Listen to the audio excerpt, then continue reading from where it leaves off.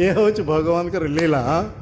जेमिति माता यशोदा देवी से कृष्ण को जेपरी भल पाती से आहरी अधिक भल पाती क्या राधा रानी यशोदा माता। तेणु से बहुत कृष्ण बहुत सब अलंकार सब तैयारी कर सुनार ये सब रूपार आदि सब माने कौन विविध मणिमुक्तार हीरा फिरा ये सब बहुत सब अलंकार सब तैयारी कर कृष्ण पुनी राधा रानी कर यशोदा माता से गोटे बॉक्स भीतर भरुंट राधा रानी लगे स्वतंत्र। हाँ माने कृष्ण जमी प्राण ठारू अधिक प्रिय राधा रानी से हीपरी प्राण ठारू अधिक प्रिय राधा यशोदा माता को। तेणु कृष्ण के लगे जमी अलंकार सब तैयारी कर राधा रानी को उपयोगी से सब अलंकार सब तैयारी कर बॉक्स भरुंट।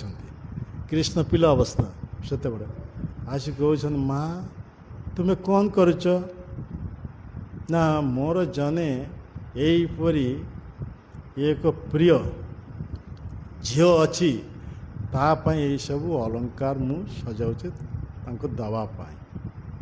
हाँ तो जिते कहले तो कृष्ण कहले मोर अलंकार क्या तुम सब अलंकार रही यशोदा कहीदे। तापर कौन कहले कृष्ण ये कथा शुणिले ये अलंकार देव क्या राधा रानी को।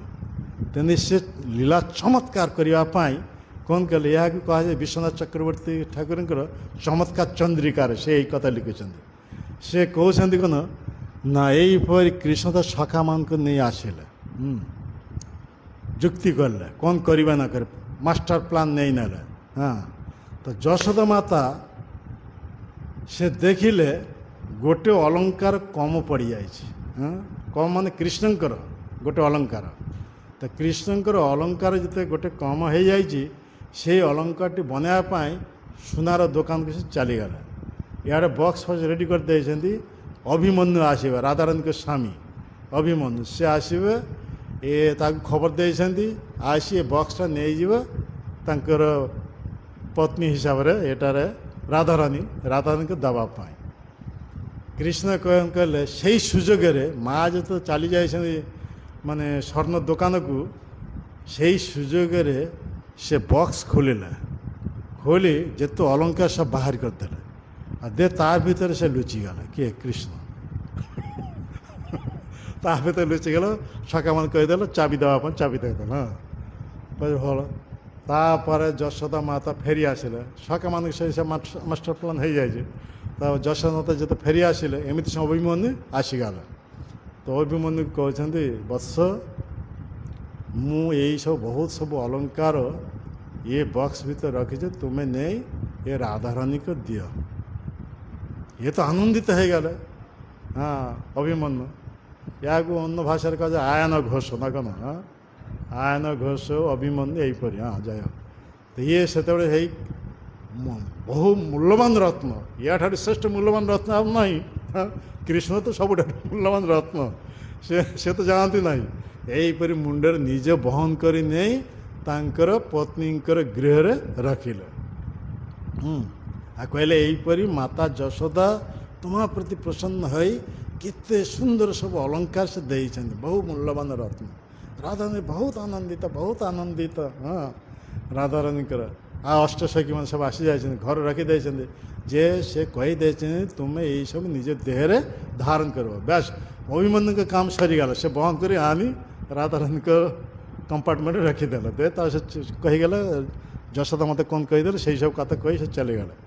ये कौन कहले राधा रानी आनंदित बहुत आनंदित है और आनंदित इतना आनंद सखी मान कहले माता यशोदा देवी मो लगी केते सब मूल्यवान अलंकार दे सखी माने तुम खोलो यहाँ भीतर से अलंकार खोलिकी मो देह सब लगाओ।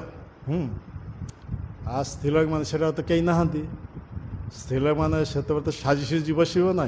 हाँ अर्ध खोला अवस्थार देह। हाँ यही स्त्रीलोक मान जो एक साथ रही तो ये कौन कर चाबीटा जो खोलिले।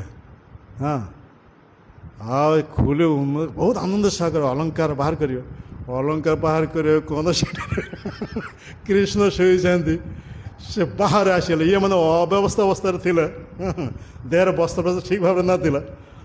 ସେଇ ସମୟରେ ଇଏ କୃଷ୍ଣକୁ ଦେଖି ସବୁ ଲଜ୍ଜିତ ହେଇଗଲେ। ଏ ହେଉଛି ଚମତ୍କାର ପୂର୍ଣ୍ଣ, ଏଇପରି ଏକ ହାସ୍ୟ ରୋଲ ଉଠିଲା ସେଠାରେ। କୃଷ୍ଣ ଏଇଥିରେ ଏଇ ଆନନ୍ଦ ଉପଭୋଗ କଲେ। ଏ ହେଉଛି ଚମତ୍କାର ପୂର୍ଣ୍ଣ ଲୀଳା ସବୁ। ଏ ଚାରିଟା ଲୀଳା କଥା ସେ ବ୍ୟକ୍ତ କରିଛନ୍ତି ଚମତ୍କାର ଚନ୍ଦ୍ରିକାରେ, ଅଦ୍ଭୁତ ସବୁ ଲୀଳା।